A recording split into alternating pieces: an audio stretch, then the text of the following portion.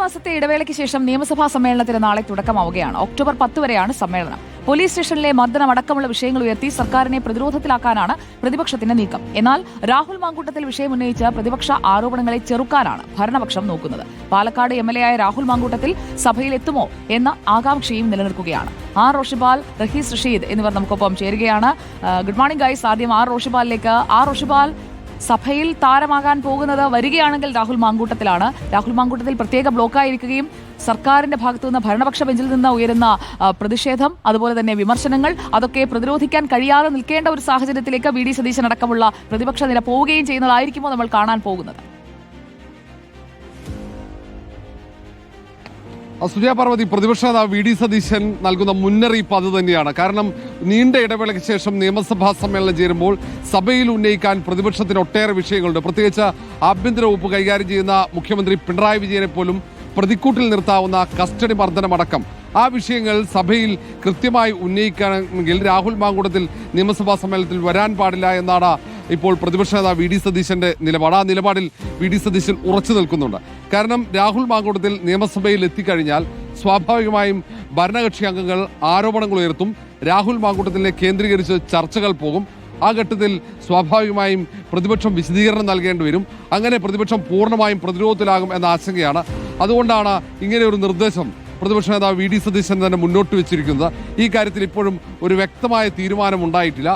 സസ്പെൻഷനിലായ രാഹുൽ മാങ്കൂട്ടത്തിനോട് സഭാ സമ്മേളനത്തിൽ വരാൻ പാടില്ല എന്ന് നിർദ്ദേശിക്കാൻ കഴിയില്ല എന്ന നിലപാടാണ് പ്രധാനപ്പെട്ട എല്ലാ നേതാക്കൾക്കുമുള്ളത്. ഇപ്പോഴും അത് സംബന്ധിച്ച കൂടിയാലോചനകൾ നടക്കുന്നുണ്ട്. എന്തായാലും രാഹുൽ മാങ്കൂട്ടത്തിൽ നാളെ സഭയിൽ എത്തിക്കഴിഞ്ഞാൽ സ്വാഭാവികമായും അതുമായി ബന്ധപ്പെട്ട ചർച്ചകൾ നീങ്ങും. ഏതായാലും പ്രതിപക്ഷത്തെ സംബന്ധിച്ചിടത്തോളം നിലവിൽ സർക്കാരിനെ പ്രതിക്കൂട്ടിൽ നിർത്താൻ, സർക്കാരിനെതിരെ ആഞ്ഞടിക്കാൻ ഒട്ടേറെ വിഷയങ്ങളുണ്ട്. അതിലൊന്ന് ഈ വ്യാപകമായുള്ള കസ്റ്റഡി മർദ്ദനം, അതുമായി ബന്ധപ്പെട്ട് പുറത്തു വന്ന തെളിവുകളാണ്. പാലങ്ങൾ തകർന്ന വിഷയമുണ്ട്. അങ്ങനെ ഒട്ടേറെ പ്രശ്നങ്ങൾ, സാമൂഹ്യ പ്രശ്നങ്ങളടക്കം തൊഴിലില്ലായ്മ, അങ്ങനെ തുടങ്ങിയ ഒന്നൊന്നായി നിരവധി പ്രശ്നങ്ങളുണ്ട്. അത് ചോദ്യങ്ങളായി ഇപ്പോൾ തന്നെ വന്നു കഴിഞ്ഞു. ഇതൊക്കെ അനേട്ടിന്റെ അഴിമതിയുമായി ബന്ധപ്പെട്ട വിഷയമടക്കം എല്ലാ വിഷയങ്ങളും സഭയ്ക്കകത്ത് കൊണ്ടുവരാനുള്ള കൃത്യമായ പ്ലാനാണ്. പക്ഷേ 12 ദിവസം മാത്രമാണ് നിയമസഭ സമ്മേളിക്കുന്നത്. ആദ്യ ദിവസമായ നാളെ ചരമോപചാരമാണ്. സഭ മറ്റ് നടപടിക്രമങ്ങൾ ഉണ്ടാകില്ല. ചരമോപചാരത്തിന് ശേഷം സഭ പിരിയും. മറ്റന്നാൾ മുതലാണ് സഭയിൽ മറ്റ് നടപടികൾ ഉണ്ടാവുക. അന്നാണ് ഈ തരത്തിൽ ചർച്ചകളിലേക്ക് കടക്കുക. അവിടെ രാഹുൽ മാങ്കൂട്ടത്തിന്റെ സാന്നിധ്യമാണ് പ്രതിപക്ഷ നേതാവ് ഉൾപ്പെടെ ആശങ്കപ്പെടുന്നത്. ഓക്കെ, നമുക്കപ്പോൾ റഹീസ് റഷീദുണ്ട്. റഹീസ് റഷീദ്, CPIM-ന് ഇത് കിട്ടിയ ഒരു പിടിവള്ളിയാണ്. പ്രത്യേകിച്ചും പോലീസിനെതിരായ വിമർശനങ്ങൾ കടുപ്പിക്കാൻ കഴിയുന്ന ധാരാളം ഇൻസിഡൻസ് മുന്നിലുണ്ട് പ്രതിപക്ഷത്തിന്. അപ്പോൾ ആയുധങ്ങളുണ്ട്. ഇപ്പോൾ വയനാട്ടിലെ മരണങ്ങളടക്കം ഈ പട്ടികയിലേക്ക് ചേർത്ത് വെച്ചുകൊണ്ടുള്ള ഒരു പ്രത്യാക്രമണം, അതാണോ ഇപ്പോൾ CPIM സഭയിൽ സ്വീകരിക്കാൻ ഉദ്ദേശിക്കുന്ന നിലപാട്? CPIM-ന്റെ സഭയിൽ അവർ പ്രതിരോധിക്കാൻ വേണ്ടി കണ്ടിരിക്കുന്ന പ്രധാന ആയുധം രാഹുൽ മാങ്കൂട്ടത്തിലാണ്. സുജയ, പ്രതിപക്ഷ നേതാവ് VD സതീശൻ രാഹുൽ മാങ്കൂട്ടം നിയമസഭയിൽ വരരുത് എന്ന് പ്രാർത്ഥിക്കുമ്പോൾ, ആഗ്രഹിക്കുമ്പോൾ, ഭരണപക്ഷം രാഹുൽ മാങ്കൂട്ടം നിയമസഭയിൽ ഒന്ന് വന്ന് കിട്ടിയാൽ മതിയായിരുന്നു എന്നാണ് ആഗ്രഹിക്കുന്നത്. അതുകൊണ്ടാണ് ഇന്നലെയും മിനിഞ്ഞാന്നുമൊക്കെ പല നേതാക്കളും ഒരു MLA-ക്ക് നിയമസഭയിൽ വരുന്നതിന് എന്താണ് തടസ്സം, അറസ്റ്റ് ചെയ്തിട്ടില്ലല്ലോ എന്ന തരത്തിൽ പോലും നമ്മൾ ചോദിക്കുമ്പോൾ പറയുന്നത്, അതായത് വന്നാൽ ഒരു പ്രശ്നവും ഞങ്ങൾക്കില്ല എന്ന് പറഞ്ഞ് അവിടെ എത്തിച്ചിട്ട് രാഹുൽ മാങ്കൂട്ടത്തെ കടന്നാക്രമിച്ച് പ്രതിപക്ഷത്തിന് അടി കൊടുക്കാനുള്ള വടിയായി രാഹുൽ മാങ്കൂട്ടത്തിനെ മാറ്റുക എന്നതാണ് ലക്ഷ്യം. ഇപ്പോൾ ഭരണപക്ഷം തീരുമാനിച്ചിരിക്കുന്നത് രാഹുൽ മാങ്കൂട്ടം സഭയിലേക്ക് വന്നാൽ ഒരു തരത്തിലുള്ള തടയലും മറ്റു പരിപാടികളും നിയമസഭയ്ക്ക് അകത്തും ഉണ്ടാകില്ല.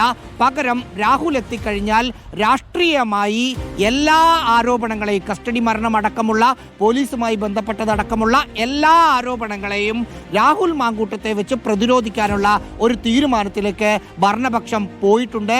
അതിനായി നമ്മൾ മനസ്സിലാക്കുന്നത്, അതിനായി പ്രത്യേകമായി കുറച്ച് MLA-മാരെ ചുമതലപ്പെടുത്തിയിട്ടുമുണ്ട്. സാധാരണഗതിയിൽ ഭരണപക്ഷത്തിനു വേണ്ടി നാവായി ഇത്തരം അഗ്രസീവായ വിഷയങ്ങൾ വരുമ്പോൾ സംസാരിക്കുന്ന M നൗഷാദിനെയും KV സുമേഷിനെയും പോലുള്ള പ്രധാനപ്പെട്ട ആളുകളോട് രാഹുൽ മാങ്കൂട്ടത്തിനെതിരെ നിയമസഭയിൽ പറയാനുള്ള കാര്യങ്ങൾ പഠിച്ചു വെച്ച്, അതായത് റിസർച്ച് ചെയ്ത് തന്നെ വരാനുള്ള നിർദ്ദേശം ചില MLA-മാർക്ക് കൊടുത്തിട്ടുണ്ട് എന്നാണ് മുതിർന്ന നേതാക്കൾ പറയുന്നത്.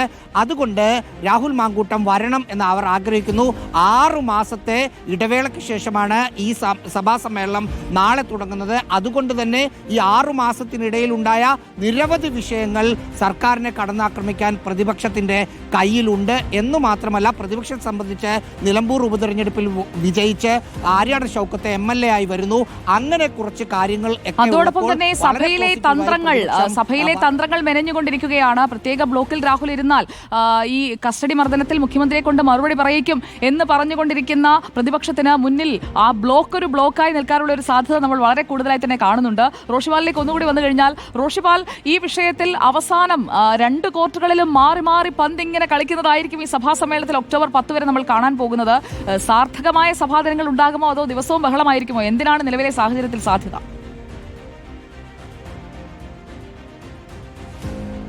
സുജയ, 11 ദിവസം മാത്രമാണ് തത്വത്തിൽ സഭ സമ്മേളിക്കുക. ആ നടപടിക്രമങ്ങൾ 11 ദിവസം മാത്രമേ ഉണ്ടാവുകയുള്ളൂ. സാധാരണ ഈ വെള്ളിയാഴ്ച സഭ ഏതാണ്ട് ഉച്ചയോടെ അവസാനിക്കുന്നതാണ്. അങ്ങനെയെങ്കിൽ ചുരുങ്ങിയ സമയം മാത്രമാണ്. അതിനിടയിൽ പിന്നീട് യോഗം ചേർന്ന് സഭ വെട്ടിച്ചുരുക്കാനുള്ള സാധ്യത തള്ളിക്കളയാൻ കഴിയില്ല. അത് സഭയിലെ സാഹചര്യം അനുസരിച്ചായിരിക്കും. സഭയിൽ ഈ ബഹിഷ്കരണവും ആ തരത്തിൽ വലിയ പ്രതിഷേധവും പ്രതിപക്ഷത്തിന്റെ ഭാഗത്തുനിന്നുണ്ടെങ്കിൽ സഭാ നടപടിക്രമങ്ങൾ വേഗത്തിൽ പൂർത്തിയാകാനുള്ള സാധ്യതയുണ്ട്. കാരണം ഈ ചർച്ചകൾ ഒഴിവായി കഴിഞ്ഞാൽ ഒരുപക്ഷെ ഇത്ര ദിവസം വേണ്ടിവരില്ല നടപടിക്രമങ്ങൾ പൂർത്തിയാക്കാൻ.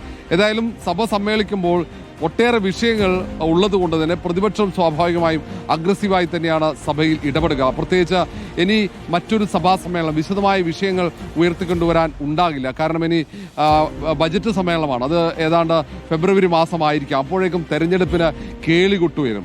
ഇപ്പോൾ തദ്ദേശ തെരഞ്ഞെടുപ്പിന് മുമ്പുള്ള നിയമസഭാ സമ്മേളനം എന്ന നിലയിൽ സർക്കാരിനെതിരെ ആഞ്ഞടിക്കാനുള്ള അവസരമായി തന്നെയാണ് ഈ സഭാ സമ്മേളനത്തെ പ്രതിപക്ഷം കാണുന്നത്. അങ്ങനെ തയ്യാറായി തന്നെയാണ്. അത് ചോദ്യങ്ങൾ ഇപ്പോൾ നിയമസഭയിൽ നൽകിയ ചോദ്യങ്ങൾ മാത്രം പരിശോധിച്ചാൽ മനസ്സിലാകും. സർക്കാരിനെതിരെയുള്ള നിരവധി വിഷയങ്ങൾ കഴിഞ്ഞ 6 മാസക്കാലം ഉയർന്ന ഓരോ വിഷയങ്ങളും കൃത്യമായി ചോദ്യങ്ങളായി സഭയിൽ എത്തിച്ചിട്ടുണ്ട്. അതിനപ്പുറത്തേക്ക് ശൂന്യവേളയിൽ ഉന്നയിക്കാൻ തയ്യാറാക്കി വെച്ചിട്ടുണ്ടാകാം നിരവധി വിഷയങ്ങൾ. നിലവിലെ ഏറ്റവും കൂടുതലുള്ള കസ്റ്റഡി മർദ്ദനങ്ങൾ ഉൾപ്പെടെ. അങ്ങനെ സഭയിൽ വലിയ പ്രതിഷേധങ്ങളെല്ലാം. അപ്പോൾ നിയമസഭയിൽ പിണറായി സർക്കാരിന്റെ ഒരു വിചാരണ നടത്താനൊക്കെയാണ് VD സതീശനും ടീമും പദ്ധതിയിടുന്നത്. പക്ഷേ മറിച്ചൊരു വിചാരണ അപ്പുറത്തും പ്ലാൻ ചെയ്യുന്നുണ്ട്. 2 കൂട്ടരുടെയും പ്ലാനുകളിൽ ഏതാണ് വർക്കൗട്ട് ആവാൻ പോവുക എന്നറിയാൻ നമുക്ക് കാത്തിരിക്കാം. നാളെയാണ് സഭാ സമ്മേളനം തുടങ്ങുന്നത്. അപ്പോൾ ഇതുവരെ പുറത്തു വന്ന ട്രെയിലറാണ്. പടത്തിനായിട്ട് നമുക്ക് നാളത്തേക്ക് കാത്തിരിക്കാം.